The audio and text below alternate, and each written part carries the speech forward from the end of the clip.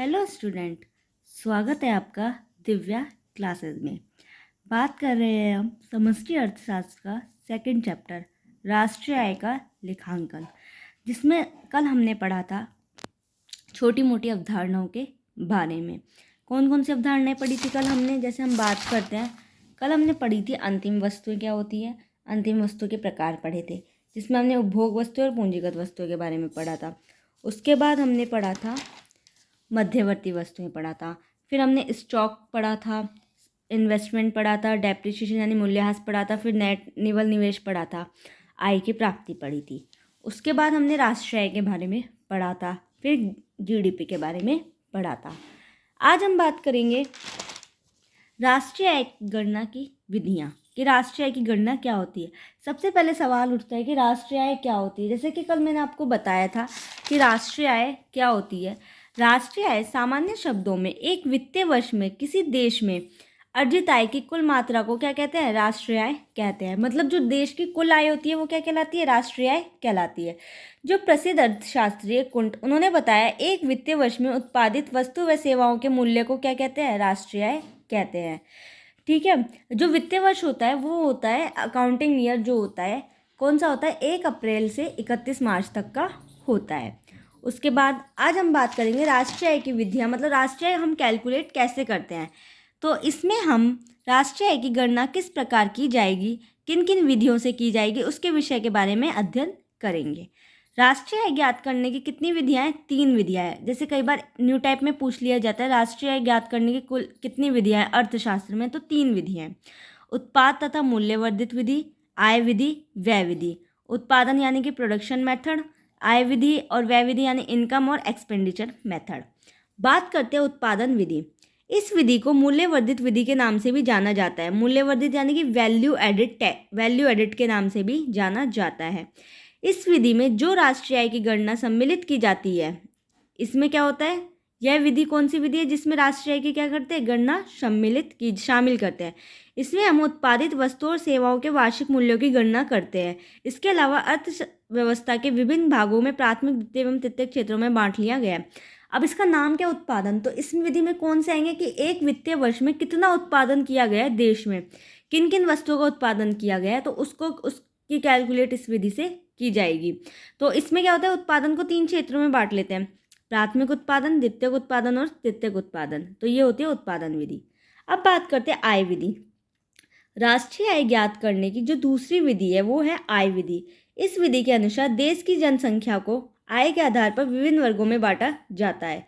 मतलब इसमें क्या करते हैं कि जनसंख्या यानी कि लोगों की आय को बांटा जाता है। तो यहाँ जनसंख्या से अभिप्राय क्या है? लोगों की संख्या से है। जनसंख्या 2 शब्दों से मिलकर बना है, जन प्लस संख्या। जन क्या है यहाँ पे? लोग, और संख्या क्या होती है? 1 2। तो लोगों की क्या है? संख्या से है।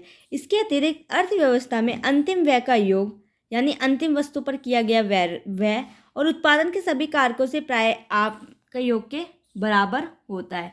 मतलब आय विधि में क्या होता है? जो अंतिम वस्तु पर किया गया व्यय, जो भी अंतिम वस्तु होती है, जैसे मैं आपको पिछली बार बता चुकी हूँ, और उत्पादन के सभी कारक, भूमि, पूंजी, श्रम, इनकी आय और अंतिम वस्तु पर किया गया व्यय कितना होता है? हमेशा क्या होगा? योग इनका बराबर होगा। आय विधि का इसका जो फॉर्मूला होता है, कैसे निकालते हैं इससे? National income. तो C प्लस आई प्लस जी प्लस एक्स माइनस एम बराबर, ये तो क्या हो गई? अंतिम वस्तुएं, और W plus P plus I N plus R, ये क्या हो गई? ये क्या हो गई? हमारी उत्पादन के साधन हो गए। तो उत्पादन के साथ जैसे सी क्या है? Consumer interest, government income, number of family, members of family हो गया, वेजेस हो गया, इंटरेस्ट हो गया, रिफंड यानी लगान, पी यानी कि प्रोडक्शन, और आर वही रिफंड यानी कि लगान होता है। तो आय विधि का से कैसे निकाल लेंगे हम? आय विधि क्या होती है? इसमें हम किसको शामिल करते हैं? लोगों की आय को शामिल करते हैं, यानी कि जनसंख्या के आय को। उनके आधार पर हम लोगों को क्या कर देते हैं? बांट देते हैं। उसके बाद हम क्या देखते हैं कि इसमें क्या होता है? जो अंतिम वस्तु पर किया गया व्यय और उत्पादन के सभी कारकों से जो प्राप्त आय होती है उसका योग है। उसके बाद हम बात करेंगे व्यय विधि की। राष्ट्रीय आय ज्ञात करने की जो तीसरी विधि है, इस विधि के माध्यम से सकल घरेलू उत्पाद की गणना करने के लिए व्यक्तिक विधि है। इस विधि में जो उत्पादन किया जाता है वह मांग को ध्यान में रख के किया जाएगा।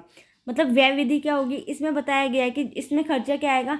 जितना भी प्रोडक्शन किया जाएगा वो क्या होगा, मांग के, कि किस वस्तु की ज़्यादा, जिस वस्तु की ज़्यादा डिमांड होगी उस वस्तु का क्या किया जाएगा, इसमें प्रोडक्शन किया जाएगा। ऐसे इसमें क्या किया जाता है, नेशनल इनकम कैलकुलेट किया जाएगा। इसका फॉर्मूला क्या होता है, इसका फॉर्मूला होता है राष्ट्रीय आय बराबर निजी अंतिम उपभोग प्लस सरकारी अंतिम उपभोग प्लस सकल अचल पूंजी निर्माण प्लस स्टॉक में परिवर्तन प्लस निर्यात माइनस आयात, विदेशों से शुद्ध साधन प्राप्त आय, अप्रत्यक्ष कर, आर्थिक सहायता, स्थिर पूंजी का उपभोग। ये इसके फॉर्मूले, ये आपको क्वेश्चन में गिवन होंगे कि इतना इतना इतना इतना है, ये सब चीज़ें दी हुई हैं। तो आपको क्या करना है, इसमें नॉर्मली प्लस माइनस करके क्या करना है, इसको कैलकुलेट करना है। तो ये हो गई राष्ट्रीय आय की विधियाँ। तो अब बात एक बार रिवाइज कर लेते हैं। राष्ट्रीय आय की विधियाँ कितनी होती हैं, 3 होती हैं, आय विधि, व्यय विधि, उत्पादन विधि। उत्पादन विधि को किस नाम से जाना जाता है, मूल्यवर्धित विधि के नाम से भी जाना जाता है। उत्पादन विधि में क्या होता है कि एक वित्तीय वर्ष में कितना उत्पादन किया गया उसकी गणना इसमें की जाती है। आय विधि में क्या होता है, जनसंख्या मतलब लोगों की आय के आधार पर वर्गीकृत वर्गों में बांट दिया जाता है लोगों को, कि कोई अगर किसी की आय ज़्यादा है तो उसको ए ग्रेड में रखेंगे, जिसकी आय कम है उसको बी में रखेंगे, जिसकी निम्न है उसको सी में रखेंगे। ठीक है, उसके बाद हमने इसके एक फॉर्मूले के बारे में पढ़ा था। फिर हमने पढ़ा था व्यय विधि। व्यय विधि में हमने बताया था कि जो तीसरी विधि है इसमें क्या होता है, जो भी उत्पादन होगा वो क्या होगा, मांग के आधार पर किया जाएगा। जिस वस्तु की डिमांड ज़्यादा होगी उस वस्तु का क्या होगा, मांग होगा। सॉरी, जिस वस्तु की डिमांड ज़्यादा होगी उस वस्तु का क्या होगा, प्रोडक्शन होगा, और उसी के ब्याह पे क्या निकलेगी, राष्ट्रीय आय निकलेगी। तो गाइज ये था आज का हमारा टॉपिक।